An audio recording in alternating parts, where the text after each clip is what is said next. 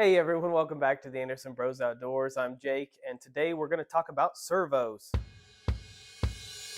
And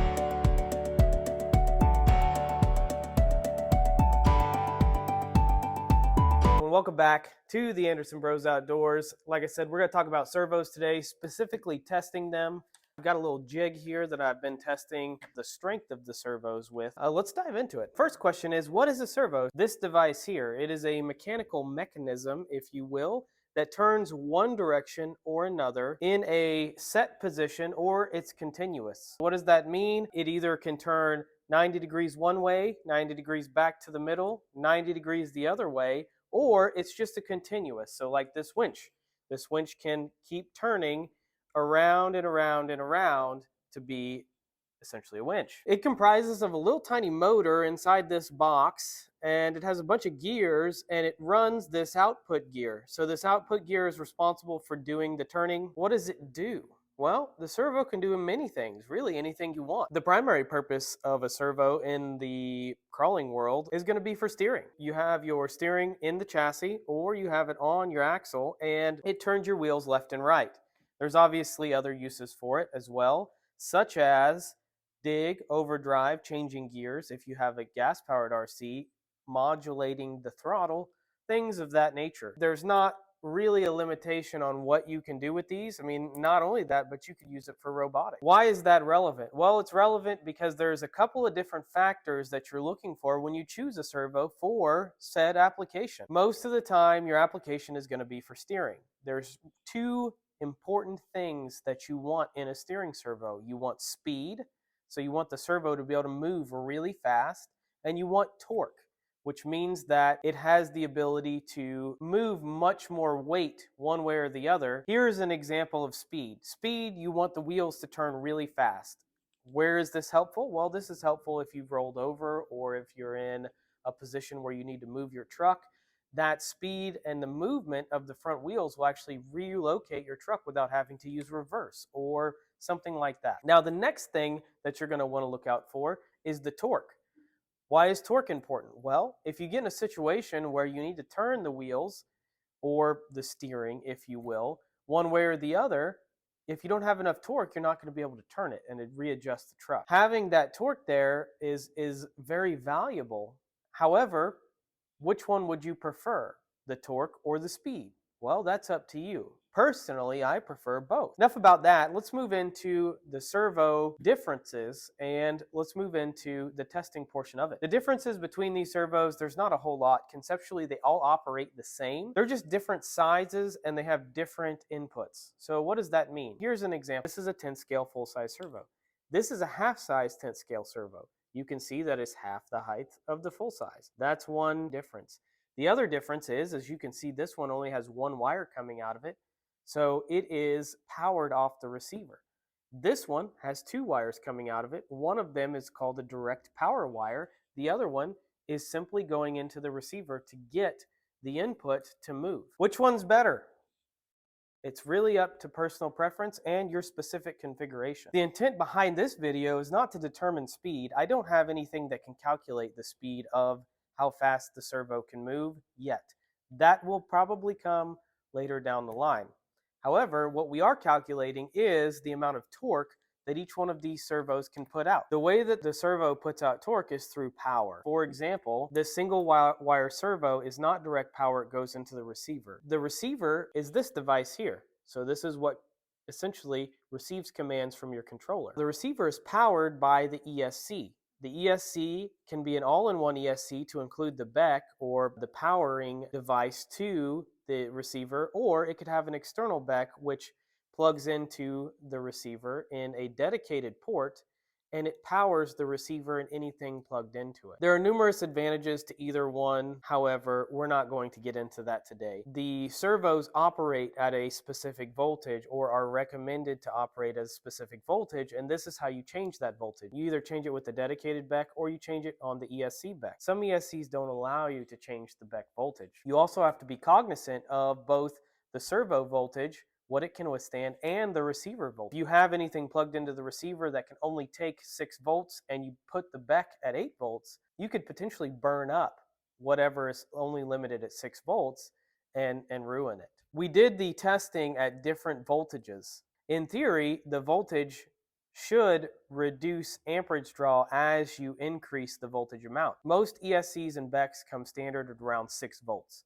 Now you can configure those at 6 volts all the way up to potentially 8 or 9 volts. Where this becomes important is if you have direct power. Typically, your ESC is going to put out 6 volts, but if you have a direct power servo, you're powering it directly to the battery. So you would plug it into your JST pigtail here, just like this, and it's connected directly to the battery terminal. Why is that important? Well, it's important because if your voltage is at 1S, 2S, 3S, or 4S, each S represents 3.7 volts or a single cell. So 1S would be 3.7 volts maximum, 2S would be 7.4 volts maximum, 3S would be 3.7 times 3, and 4S would be 3.7 times 4, which is between 14 and 16 volts. Why that's important is because these direct power servos, not all of them can handle 3 or 4S. This Reef's 777 can only go up to 3S, which is a maximum of 13 to 14 volts. This NSDRC servo is capable of 4S, so it can go all the way up to 16 volts. Why is that relevant? I have this ESC here that can actually do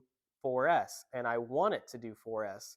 But if my servo is limited to 3S, I can only run a 3S battery in this setup. It's also important because you may not need to run 3 or 4S with this servo to get max power. If you have a non-direct power servo and you plug it into your receiver, just like so, with your internal or external voltage regulator, and we'll just say you don't know the power at 6 volts versus 6.5 volts versus 7 volts, and you're running it at 7 volts. However, the max output is at 6 volts and you're running it at 7, you're just adding a bunch of energy to this servo that's going to decrease the longevity of it. It's going to make it run hotter, it's going to make it work more, and it's really just going to be problematic. This is a 444 ounce servo, and if it puts out 444 ounces at 6 volts and you increase your BEC to 7 volts, you're not really doing it any justice. You're not getting any more of an increase.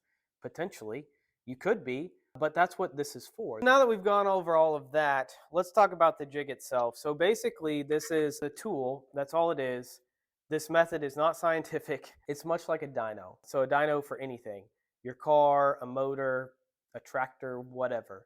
All it is a tool to show you a starting point, and it keeps everything consistent. Even if this 444 didn't put out 444 ounces at 6 volts like it's supposed to, and that's an example, by the way, I'm not sure what it's supposed to put out, we don't really care. We know that versus this other servo at 6 volts, this servo actually does more torque than this one. That's what we're looking for. We're looking for results across all servos, across all voltages. The servo slides into place like this. It sits in there. You put the servo horn on at 90-degree angle, and you apply power. I recharge the battery after each test. You turn on the scale, you apply the test, and then once the test is done, the scale reads in pounds. You multiply that by 16 to convert it to ounces, and that is exactly what's on the website. Now you need to take into account, again, this is not scientific, most servos are measured at a 1-inch distance from the output gear to the link here where it's connected. This is 24 millimeters, and the actual distance is displayed on the chart to let you know what it was measured at, because that does make a difference. If I were to move this distance closer to the servo, I'd actually get more power out of the servo. To keep everything the same, we're attempting to use 24 millimeters on all of it. Just know that these numbers don't actually directly compare with the numbers from the vendors.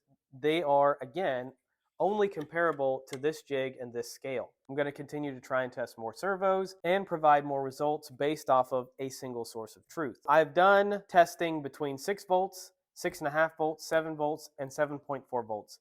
That's going from the standard range of ESC output at 6 volts to 2S, which is 7.4 volts. And then some of these other servos are measured at 3S and 4S if they can stand them. You'll notice in the chart that there are some NAs there. That just means that it's not applicable or not relevant because it either doesn't do that voltage or that's not the type of power that it takes. Just know that for that instance, it's just not relevant. You will see some interesting things though. So for example, this $5 servo is the best output for dollar in terms of power, but again, I can't measure speed, so I don't really know overall which servo is the best. I can only tell you which servo is more powerful per dollar. And this one is the most powerful per dollar. It's about a $5 servo. However, there's another critical thing that I cannot measure, and that's for a variety of reasons, and that's the longevity of the servo. There's a couple of reasons for this. The first reason is that how do you measure the longevity of anything, right? It takes a long time, potentially. I would have to sit here and run this servo for hours, days, weeks, months, years, I don't know, until it either dies or it doesn't produce the same result. I don't have the luxury of doing that, so I can't really test that. All I can do is make assumptions, which I can pass on to you. The assumption being, this is a plastic case servo. I can only assume that the gears may be metal. I haven't taken it apart to validate. If the gears are metal, then it's probably a decent servo. I wouldn't use this for steering personally. I would use it for another function such as dig, overdrive, transmission selection, things of that nature. I wouldn't use it for anything where I needed reliability or speed. So, for example, a gas motor throttle. $5 versus potentially a motor, probably spend a little more money. Just looking at the servo, you can tell it's cheap because it has a plastic casing, both top, bottom, and in the middle, and it's likely got plastic gears inside. However, it performs really well at different voltages, as you can see in the diagram. Links in the description below for that. Versus something like this. This probably has a little more longevity than this plastic case does. It's a full aluminum case, probably billet. This motor is brushed motor in it. That's why it's slow. This one probably has a brushless motor in it, which is why it's faster. And it's also got the aluminum housing, top, middle, and bottom. So that's going to increase durability of the servo. If it gets hot, there's a lot more metal or surface area here for that heat to escape and cool itself off. And then overall, I'm sure it has a lot better components inside to keep the longevity factor high. That's another factor that, like I said, I can't really measure. Take that for what it's worth. Most of these servos that are popular, Reefs, NSDRC, Shift RC, Savix, most of them are probably going to be pretty durable or have pretty good longevity. There are obvious caveats to that, just like everything else, so take that with a grain of salt. The most interesting thing that I found throughout all of this is not any servo is the same, and if you look at the manufacturer specifications, it's likely wrong. It's only wrong probably because my dyno is different than their dyno. Don't look at the results and think, oh, this 777 only did 600 ounces, it sucks. Well, their dyno could read exactly 777 ounces, where my dyno reads 600 ounces is 777. So it's really hard to say. The overall result here is that if you're looking for a servo that provides extreme strength or whatever strength your application requires, that is going to be listed in the table. The other thing to take note of is the strengths at different voltages. Most of these direct power servos are only going to get better as the voltage is increased. However, some of these servos, like this Reef servo, actually does really good at its rated voltage and below. Now you start adding more voltage to it. Does it do better? Sure. But does that decrease the longevity of the servo? Probably. Same for this servo.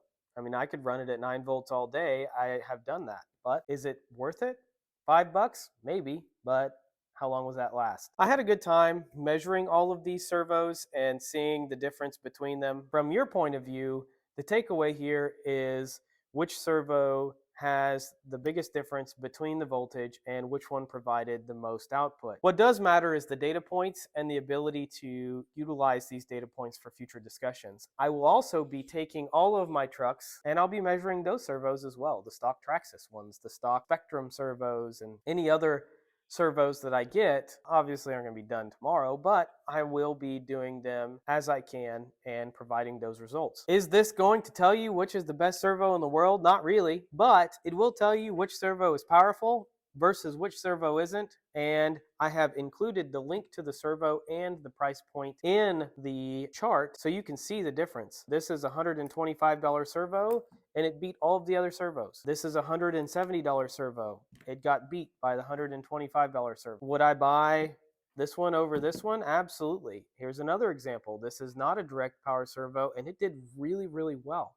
They don't actually even sell these anymore, which is funny. That is what I have for you today. Feel free to drop a comment below saying which servo brand you prefer. And if you want to send us a servo to test, you can do that too. Feel free to drop a comment or send us an email. Our email's in the description below. We'll be more than happy to field the servo, make a video of it, and provide the results. If you like the video, feel free to like it. Thanks for making it this far and the continued support. We hope you have a great day.